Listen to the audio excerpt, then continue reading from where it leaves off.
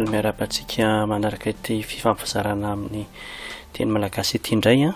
Tamin'ny farantsika zany a nanokatra ny OpenShift tena nanokatra application anankiray vaovao amin'ity androany ity zany a dia toizantsika izay zavatra izay araka ny tenena tamin'iny moa zany dia hoe Drupal no ampiasaina dia tahaka izao zany a no nijanonantsika farany. Ny zavatra tiantsika tongavana dia tahaka izao, izany hoe sita izay fahazo fangina sy afaka mandeha tsara.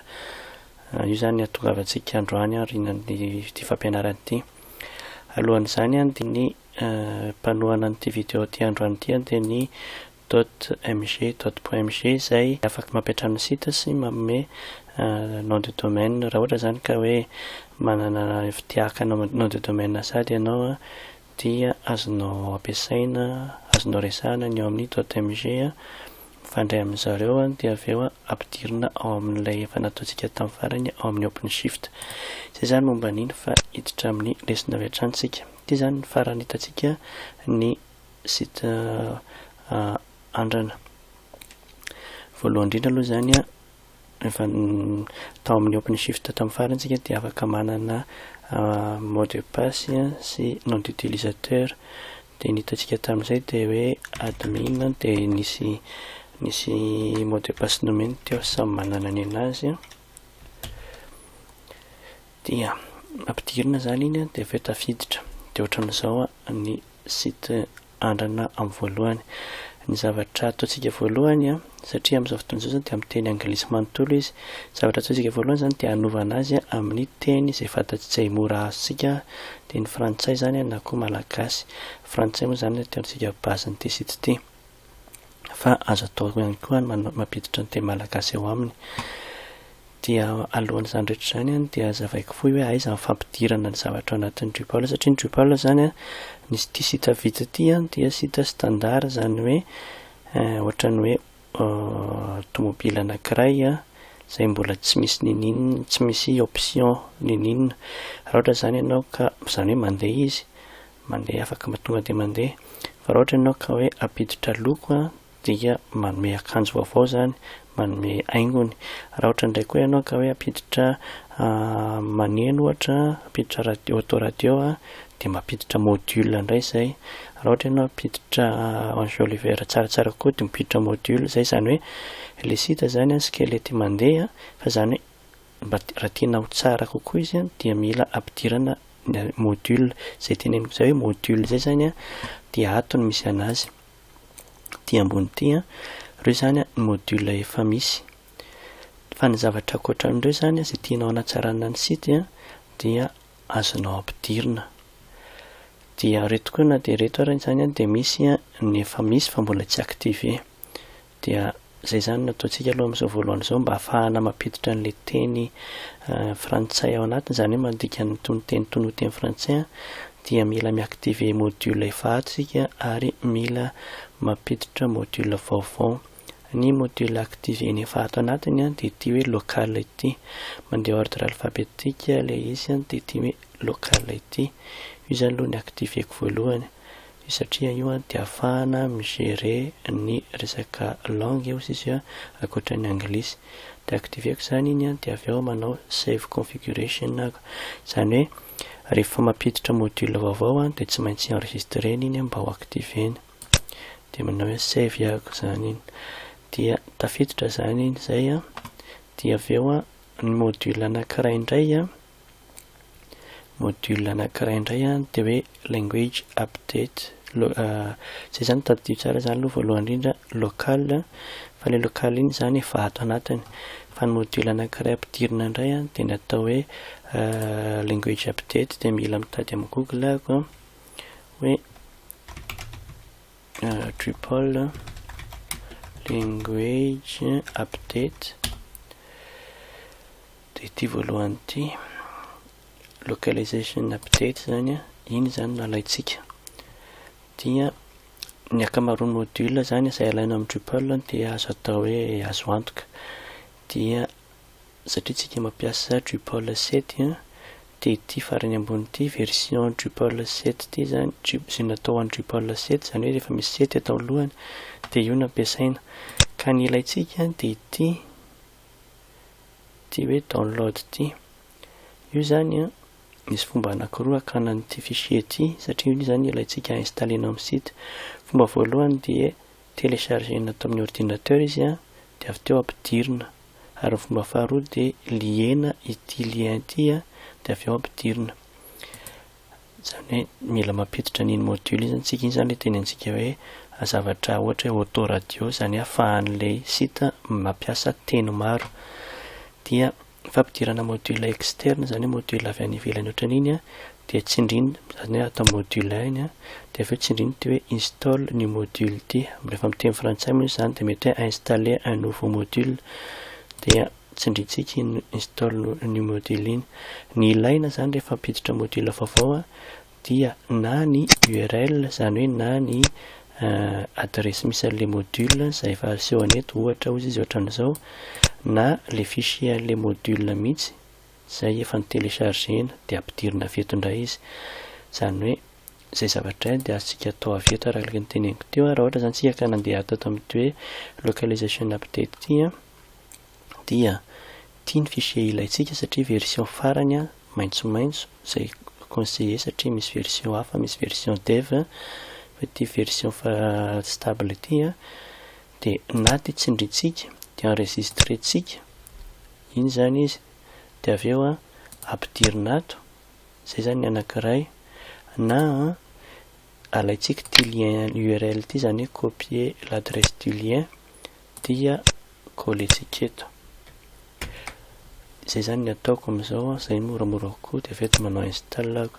Amin'izay fotoana izay ako tsy mitélécharger atao amin'ny ordinateur, dia rehefa télécharger ohatran'iny izy installer ohatran'iny izy dia mila activena, zany hoe mandeha atao amin'ny listre ny module indray ako mandeha atao amin'ny listre module dia tadidiko le anarany teo hoe localization update ty izy zao ty, dia mila activena ohatran'le teo save configuration. Izay module anankiroa zay zany no ilaina mba ahafahan'ity site ity miova ho teny frantsay. Zay zany mila ampiasaintsika voalohany, averiko tsara izy teo, azonareo stoppena ny vidéo dia hiverenana, dia tsy ny zany fa ity local ity dia localization update. Amin'izao izy zany samy efa activé daholo, verina aty amin'ny voalohany indrindra zany. Dia ahoana amin'izay zany fampidirana an'ilay teny amin'ny teny frantsay na amin'ny teny hafa ihany koa, dia mandeha ato amin'ny configuration amin'izay ako. Ato amin'ny configuration ato daholo zany ny momba ny paramètre isan-karazany, momba ny paramètre momba ny membre, momba ny format, momba ny média, zany fichier, momba ny metadata ary momba ny langage. Ato zany hidirantsika, dia misy hoe language regional language ity. Dia voalohany indrindra aloha miditra ato amin'ilay langage zany ato zany misy ny listre ny teny. Dia amin'izao fotoana izao mbola anglais fotsiny ao, fa afaka mampiditra ako cliquer amin'ity hoe add language ity. Io zany tsy afaka manao an'io ako raha tsy efa niactivé an'ilay module local. Dia amin'izao zany zao afaka miteny hoe mitady ny teny frantsay dia io le frantsay dia ataoko hoe add language. Iny zany mampiditra anazy izy amin'iny dia rehefa tafiditra iny miandry kely satria sady tonga dia ampidirina ny traduction rehetra. Zay mampatonga an'ilay lana an'ilay localization update satria isaky mampiditra module, mampiditra zavatra vaovao dia tonga dia ampidiriny ny teny miaraka aminy.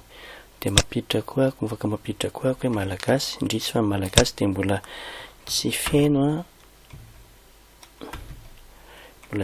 satria samy manao any amin'ny sitany zany ny ankamaroan'ny mpanao Drupal malagasy fa tsy mbola tena mivondrona tsara. Efa napiditra vitsivitsy tao amin'ny malagasy any ako fa hatramin'izao aloha mbola tsy dia tena hoe miara-miasa zany. Dia ity zany raha ohatra io zany listre ny langue ato amin'izao fotoana izao, ny ahitantsika an'iny averiko indray dia ato amin'ny configuration dia avy eo language. Tonga ato zany dia amteny hoe activé par défaut ny frantsay, azoko atao hoe malagasy koa, ataoko hoe frantsay zany dia manao save configuration indray ako dia amin'izao jereva fa efa lasa teny frantsay daholo amin'izay le mots rehetrarehetra. Zay zany no important amin'ny nampidirana le module anankiroa. Amin'izao fotoana izao zany dia efa teny frantsay le izy.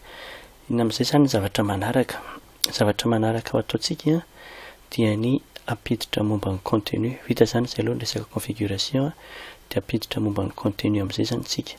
Ny contenu zany dia azo ampidirina isaky ny karazany.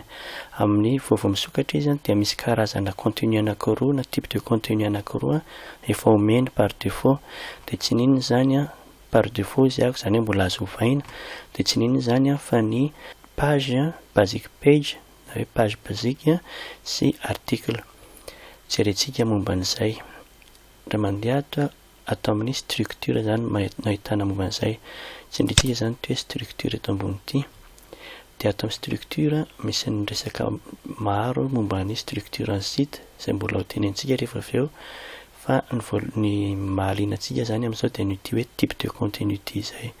Hoe type de contenu izy gérer les types de contenu incluant les valeurs par défaut, la promotion page d'accueil, etc. Type de contenu ity zany araka le teneniko teo dia misy karazany anankiroa, fa zany hoe azo supprimer, azo modifier. Dia tsy iny zany fa ny article dia mba resaka ohatra hoe vaovao, zavatra temporel zany miova zany, ary ny basic page zay hoe statique kokoa. Ka ny ampiasaintsika zany dia mijanona amin'ireo zany tsika fa hatsaraintsika fotsiny le izy. Voalohany indrindra aloha fa marihana kely mba tsy hiverenana matetika any amin'ny hoe structure type de contenu raha ilaina zany type de contenu isaky ny menu, isaky ny cadre ohatran'izao zany dia misy an'ity plus kely ity eto ambony, dia efa mandeha ny plus dia miteny izy hoe ajouter au raccourci. Raha vao manindra ny zany dia ataony eto amin'ilay raccourci eto hoe iny zavatra iny. Amin'izay zany amin'izay fotoana izay ako raha vao manindra n'ity fotsiny dia tonga dia mitranga eo le izy. Isaky misy zavatra fantatra hoe hiverenana matetika zany dia azo ampidirina eto amin'ity raccourci ity menu ity. Dia zay zany type de contenu voalohany ohatra hoe ny article. Misy anaky article sy basic page zany ao. Ohatra zany hiditra amin'ny hoe basic page sika. Basic page zany dia ohatra hoe à propos, zany hoe zavatra le tsy miova matetika, tsy hiala n'aiza n'aiza fa mijanona eo foana. Dia iny zany aloha zany ampiasaintsika. Ampiditra contenu vaovao zany tsika amin'izao dia mikliquer eto amin'ity hoe ajouter du contenu ity. Ajouter du contenu dia hoe basic page ilay satria tenenintsika eto hoe à propos zany hoe momba an'ilay site zany no ataontsika voalohany. Dia eto anatin'ity zany tsika amin'izao. Rehefa mampiditra lahatsoratra ohatran'izao dia matetika zany misy ny titre dia misy ny contenu. Dia avy eo misy ny information momba an'ilay article ampidirina. Ny olana fotsiny zany eto zao dia le contenu zany tsy misy an'ilay resaka format hoe gras, italique, titre sy ny ohatran'izany. Zay zavatra zany module anankiray indray, zany hoe zavatra ilaina atao anatin'ilay site zany, zay ilay teneniko teo hoe module dia manatsara le site. Dia zao zany tsika misy fitaovana ilaintsika dia tsy ato ilay izy dia tadiavina indray aloha zany zay alohan'ny ampidirana an'iny contenu iny. Ny module ampiasaiko hanomezana format ohatran'iny dia ny antsoina hoe CK editor. Dia tadiavintsika izay mandeha ato amin'ny Google indray tsika dia manoratra hoe CK editor Drupal.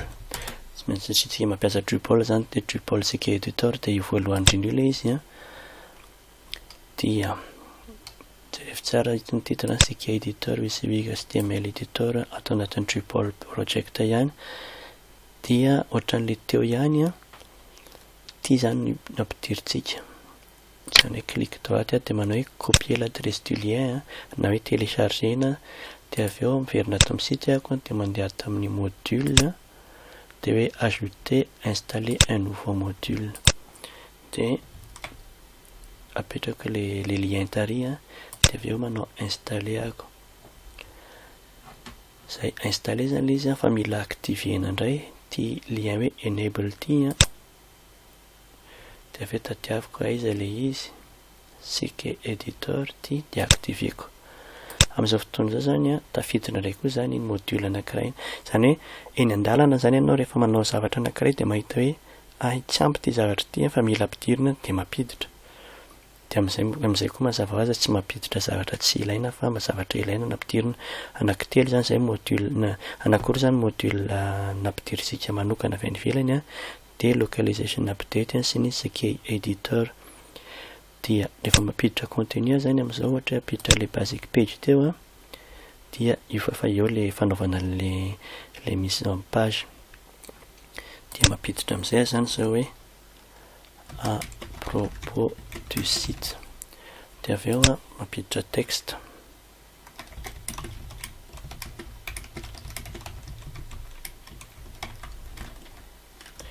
Ohatra fotsiny zany manao texte lava be ako. Zay. Dia araka ny teneniko teo zany misy ny titre de misy ny contenu dia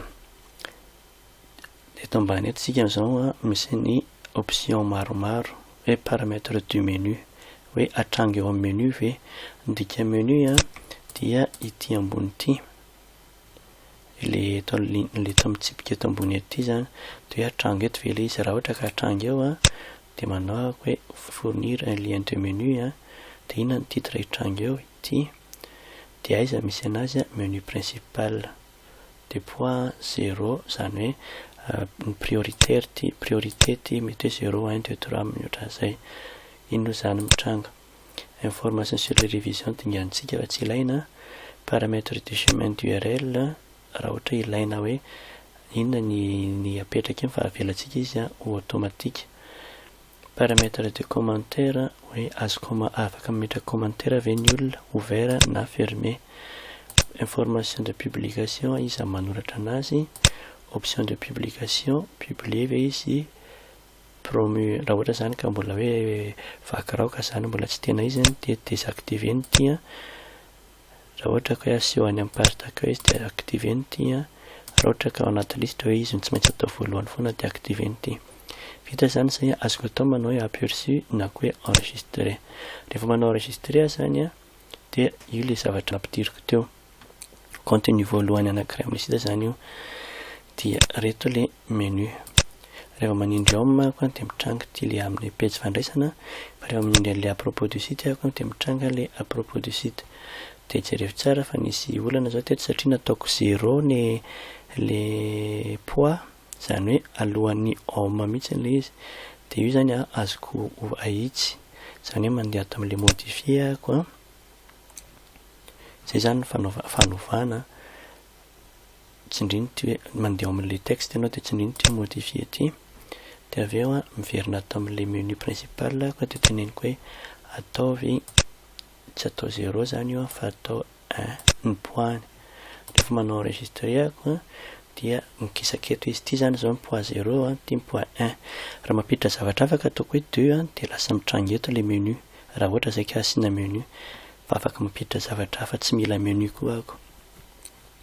Zay zany izy alohan'ny voalohany fa tafiditra. Amin'izao fotoana zao zany de misy zavatra anankiroa amin'ny site ny home ny accueil de ny à propos du site. Raha tiako hatsaraina zany ty à propos ty tiako asiana sary eto na hoe eto de ahoana indray nanaovana an'izay de manao hoe modifier ako de aiza ny fampidirana sary de jerevako ohatran'izao tsy misy fampidirana sary ity misy fampidirana sary image saingy tsy maintsy mifournir an'le URL ako de ahoana ny atao raha ohatra ka ao amin'ny ordinateur ka le sary tsy misy fampidirana anazy dia misy module anankiray indray ampidiritsika mikasika an'izay. Zay module zay indray zany ny anarany dia IMCE zany IMCE zany raha ohatra miteny anglisy de mitady indray ako hoe Drupal IMCE de io indray izy zao io. Izaka misy zavatra ilaina zany dia mampiditra an'le module ny atoroko zany dia manamora an'le fampidirana le module fotsiny ty zany zao izy ty dia amin'izao fotoana izao zany atao tsingindray le fomba anankiray hoe téléchargena aloha le izy zany dia zay vao ampidirina. Dia satria version 7 le Drupal fa tsy version 8 dia ty anankiray ty zany alaiko, zany hoe tsindriko zany ty target z ty dia manokatra fichier vaovao ako dia apetrako ato IMCE, apetrako ao zany le izy, tadidiko zany ao nametrako azy. Dia mandeha makany amin'le site ako dia mandeha makao amin'ny module dia avy eo installer un nouveau module. Amin'izao zany tsy mampiditra eto satria tsy ananako le adresy satria tsy nalaiko moa zany fa tsy nananako, fa mampiditra an'le fichier ako hoe aizany nataoko le izy atao module ito zany le IMCE dia ampidiriko iny dia manao installer ako dia mitovy tanteraka ny zavatra mitranga, mitovy amin'le natao teo aloha. Dia avy eo tsy averiko ihany tsy maintsy miverina amin'le module ty faharoa ty dia avy eo activena zany iny dia mitady indray zany zao hoe aiza izy teo IMCE dia activena indray dia manao enregistrer la configuration ohatrany mahazatra. Tafiditra indray zany zao ny IMCE. Inona moa no tadiavantsika an'iny? Tadiavantsika an'iny dia mba hampiditra an'ilay sary ao anatin'ny texte. Le IMCE zany ampisehoko anareo tsara mbola tsy tonga dia mandeha iny. Ohatra zany zao mampiditra ianao asiana sary eto dia tokony ho eto zany izy, kanefa ny amin'izao izy mbola tsy eo dia mila activena zany izy, zany hoe mila ampidirina ato anatin'ity CK editor ty. Raha tsara mila ampidirina anatin'ity hoe CK editor ty. Dikan'izay zany tsy maintsy ovaiko aloha le CK editor, le paramètre le CK editor mba hampiasa an'ilay IMCE. Dia mandeha makato amin'ny configuration ako dia mandeha makato amin'ny rédaction du contenu dia ty hoe CK editor ty no andehanako modifieko. Dia avy eo amin'ity full, satria full HTML modifie-tsika dia avy eo tsika mandeha amin'ilay hoe paramètre de l'explorateur de fichier dia tenentsika hoe IMCE satria ny IMCE zany efa installé dia manao enregistrer dia iverenantsika amin'izay ara zany le fampidirana sary teo. Satria ato amin'ilay hoe à propos du site no asitsika sary eto amin'ny ankavia eto dia manao modifier zany dia apetrako eto amin'ilay toerana tokony asiana sary ny clavier dia avy eo amin'izay ako maketo amin'ilay tia fampidirana sary ty image dia tsindriko iny zany. Dia amin'izao niovy ty zavatra ty satria misy an'ity hoe explorer le serveur ty, zany hoe afaka mampiditra sary avy amin'ny serveur ako ary afaka maka sary avy amin'ny serveur. Ka ty serveur ty zao serveur mbola tsisy ninina mihitsy dia afaka mampiditra sary zany. Ahoana ny fampidirana sary ato? Zany hoe alaiko avy ao amin'ny ordinateur le sary dia ampidiriko amin'le serveur dia avy eo ampiseho ao amin'le texte amin'izay. Dia ny fampidirana sary zany manindry an'ity hoe transférer eto ambony ankavia ity, transférer dia avy eo izy hoe choisissez un fichier dia mitady zany, mitady an'le fichier zany. Dia tsara kokoa raha ohatra ka sary efa voalamina zany zany ohatra hoe mba efa kelikely araka ny ilavana azy no apetraka fa tsy voatery fa amin'izay mba tsy mavesatra. Dia ohatra ako mitady hoe sary dia ohatra fotsiny zao ty sary anankiray izay nahaliana nahandro an'ity dia tafiditra eo iny dia tsindriko ilay transférer.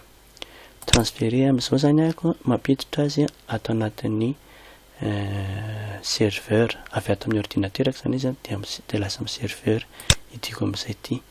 Io zany zao le sary io.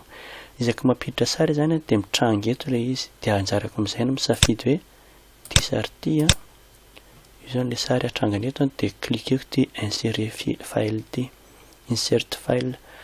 Efa tsindriko zany iny dia ito zany miteny hoe zao ny largeurny, zao ny hauteurny. Azoko atao kelikely kokoa ohatra hoe 250 dia avy eo ny alignement atao gauche ohatra dia avy eo manao hoe ok ako zay. Iny zany zao le sary amitranga.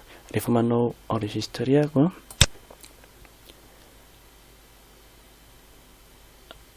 manao enregistreako dia tsy mitranga le sary anakaiza.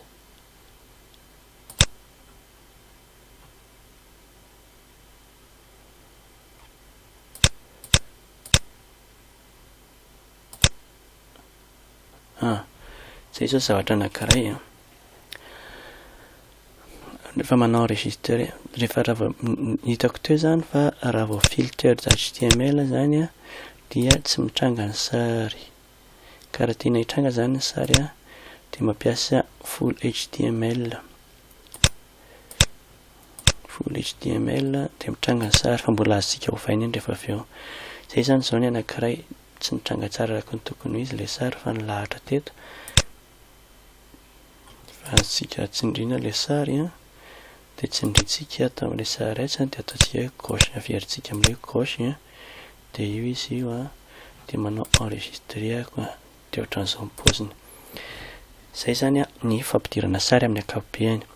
Ovaintsika indray, atsaraintsika hatrany ilay izy hoe maninona tia mikasika loatra dia ahoana ny atao fa mikasika loatra io. Dia makato amin'ilay modifie indray ahako dia mba tsy tiako hikasika be ohatran'iny zany io dia tsindrika any ato amin'ilay sary ato. Ato moa zany tsy misy zavatra manokana, tsy misy zavatra manokana hoe amboarana azy jerevana any sady misy tsy misy ka afa-tsy ty hoe image légende ty dia azo asiana an'iny image légende iny zany manisy légende dia miova kely ny paoziny na dia ho fafana raha le légende avy eo tsy mampaninona na azo asiana légende ihany koa.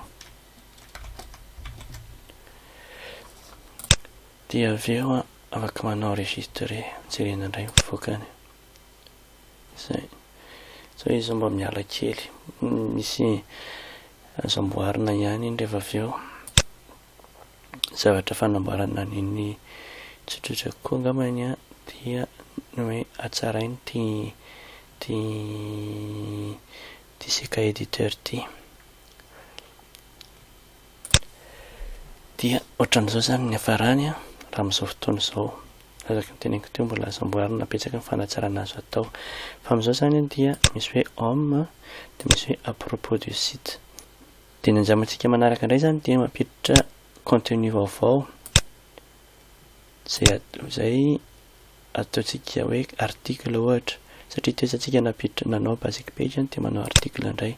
Tsindritsika zany le article dia ohatra indray zany tia ny vaovao momba ny site zany dia ohatra hoe ohatra fotsiny zany avy be ny orana androany. Dia amin'ity araka ilay teneniko hoe zavatra par défaut zany dia misy type de contenu anankiray, indray article, indray basic page. Dia ny article zany ny zavatra efa omeny dia reto hoe titre, tag, body ary image. Zany hoe rehefa mampiditra zavatra ato indray zany ianao dia ireo zavatra ireo no azonao ampiasaina. Fa izany akory tsy midika hoe tsy azonao hovaina ireo fa izany antsika aloha amin'izao voalohany izao dia ampiasana zavatra efa nomeny. Ity zany ohatra ny lahatsoratra voalohany rehefa manoratra lahatsoratra matetika dia tsara hoe atao minuscule foana ny titre. Dia ohatra ny tag zany hoe mikasika inona zany izay zavatra izay. Dia ohatra miteny hoe toetrandro Antananarivo ohatra fotsiny izay. Zany hoe ireo zany ny sokajy ametrahana an'iny vaovao iny. Dia avy eo indray ako lasa indray ako manao an'ilay texte lava be. Dia ny fampidirana sary azo atao ohatran'ilay teo ihany koa, ohatra hoe ato fa verifientsika aloha ataontsika hoe full HTML ilay izy sao dia tsy mitranga indray ny sary. Dia avy eo tsindriko ity dia manao hoe explorer serveur ako dia satria efa misy an'ity sary ity ao dia iny ihany ohatra ny ampiasaiko na afaka mampiditra hafa koa ako. Dia avy eo manao ok. Iny zany ohatra ilay sary. Na koa ako mampiditra sary hafa ohatra zao eto indray asiko sary avy orana satria izay ny resaka. Dia mitady amin'ny Google ako hoe aviorana dia mitady sary ahako dia ohatra hoe makanankiray fombafomba fanao fotsiny zao fa tsy voatery hoe ohatran'izao ny atao andatra amin'ny sariny blogne avy lavitra zany hoe anasiny sary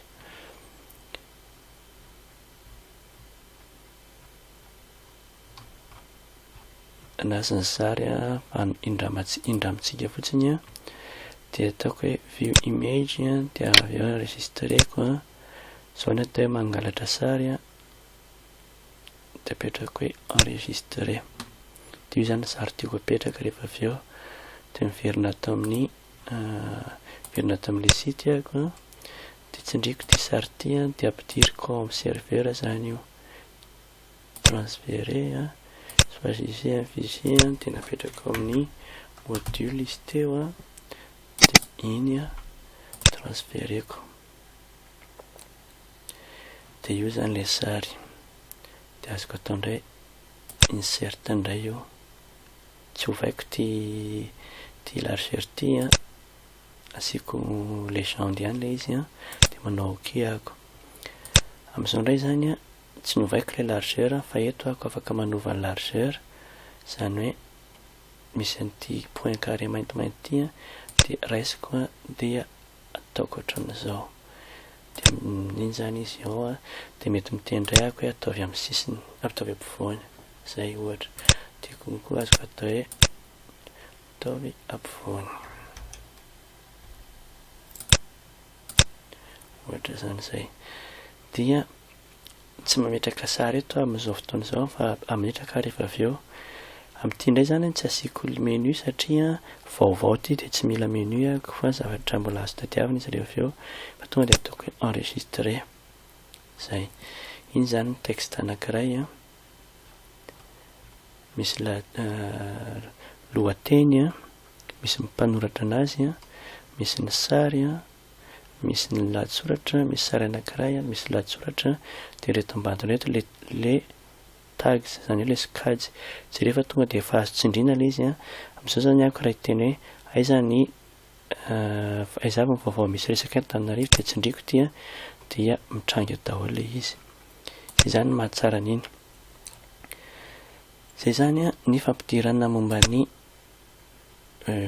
vaovao ihany koa dia ny zavatra mariako fa mbola tsy nijerevantsika teo rehefa tsindrina zao ty dia manao modifier dia menu zany tsy nilaina information sur la révision dingantsika paramètre de chemin iny tsy ampiarina paramètre de commentaire vaovao mety azo asina commentaire mety tsy asina fa asitsika zany paramètre d'information de publication aseho zany ty hoe iza nanoratra fa ny tena important dia hoe option de publication ny teny satsika promis en page d'accueil par défaut zany ny article dia promis en page d'accueil zany hoe ny vaovao zany tonga dia mitranga ary dia raha manao dia noho ny enregistréntsika zany izy dia raha fa tonga amin'ny home dia mitranga eo zany hoe makatao amin'ny page d'accueil mitranga eo le vaovao mazava ho azy fa tsy dia tena arakaraka izay zavatra tiantsika aseho io kanefa mbola hidirantsika tsikelikely momba ny fanovana an'io rehefa amin'nesina manaraka zay zany vaovao anankiray dia raha mbola apiditra vaovao azy zany dia manao fotsiny ako hoe ajouter un contenu dia article dia manao indray ako rehefa avy eo hoe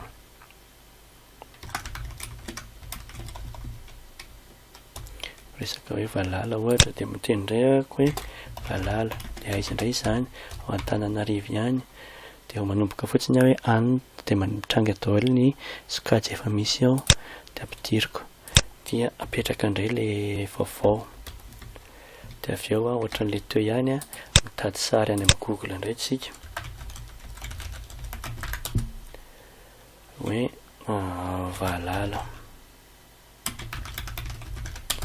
mazava ho azy fa tsy ohatran'izao ny ataoko rehefa manao anazy fa exemple fotsiny io dia ohatra zao ty zao misy sary anankiray izay mbola azo angalarina indray tsy azo angalarina fa ampiasaintsika amin'ity fampianaran'ity fotsiny dia tsindriko indray eto satria naenregistreko indray le fichier valala dia ampidiriko atao amin'ny serveur amin'izao ako afaka mampiditra an'ity afaka mampiditra amin'ity fa apiditra sary vaovao indray koa dia ity izay transféré ohatra nefa natao teo ihany zany a dia sélectionnena ilay izy a dia atao hoe insert file dia manao ok dia indray zany fa tafiditra ny valala ataoko eto amin'ny centre ihany izy a dia ohatran'ilay teo miteny indray ahako hoe paramètre de commentaire ouvert publication publie promu en page d'accueil zany hoe aseho eny amin'ny page d'accueil dia tafiditra zao izy io adiny foana rehefa tsy full izy a dia tsy mitranga ny sary zay zany par défaut fa azontsika ovaina zay a zay mitranga amin'izay zany ny sary a valala Antananarivo dia mitranga ilay sary amin'izao zany rehefa mandeha ato amin'ny page d'accueil indray ako dia zay efa milahatra tsikelikely amin'izay le sary le vaovao ity vaovao nampidiritsika farany ity vaovao nampidiritsika telo teo zany hoe isaky ny napiditra vaovao zany dia mitranga eto izy rehefa niteneniko hoe promu en page d'accueil amin'izao fotoana izao zany a misy article anankiroa ato a dia misy page statique anankiray zay zany alongany a no amaranantsika nyity lesona faharoa ity fa amin'ny tsy ho ela indray ny manaraka notoitsika vetivety somary sahirana kely nanamboatra ny serasera.org teo dia somary elaela vao nisy mise à jour misy lesona manaraka fa manaraka zany a mifanaraka indray tsika hoe rehefa misy zato ampitsitika dia tonga dia ataoko avy hatrany ny lesona manaraka dia mametraka veloma ao antsika vetivety indray arany